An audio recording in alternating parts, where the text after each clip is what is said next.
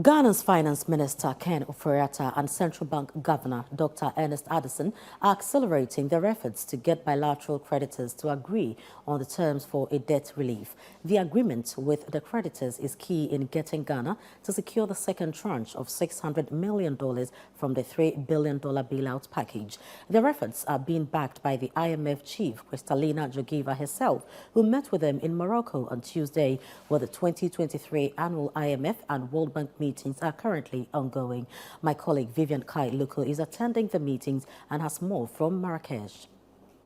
Now, the IMF meetings for 2023 has kickstart here at Marrakesh, here in Morocco.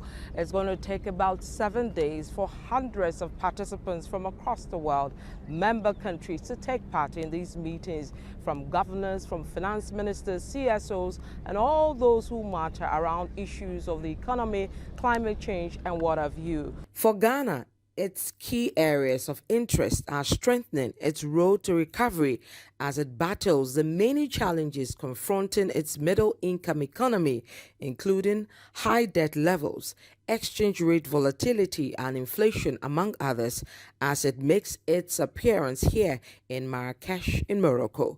Two key Ghanaian officials dealing with these issues are the Finance Minister Ken Ofori-Atta and Central Bank Governor Dr. Ernest Addison, who have been meeting with officials from the IMF, the World Bank, and others from various countries, as well as bilateral creditors, in a bid to get some debt relief as its challenges with debt still rages on.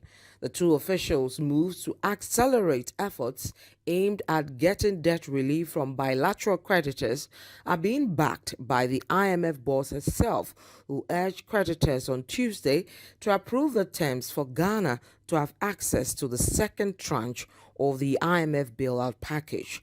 Ghanaian officials are hopeful the approval will be given soon, as they urge creditors to quickly give the green light. Meanwhile, the fund on Tuesday also released new growth figures for Ghana in its World Economic Outlook report. The fund announced a growth rate of 2.7% for the year 2024, a significant improvement over the projection of 1.2% it made for 2023.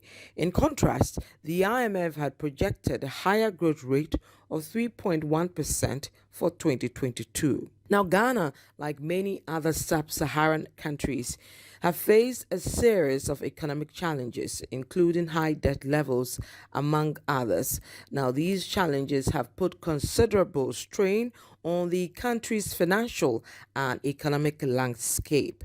Deputy Director for the Fiscal Affairs Department of the IMF, Ruud de Muge, believes African countries can explore a number of options to increase their revenue as they address their debt crisis. Reform of policies, reform of administrations, they can generate 7% more of GDP as their potential.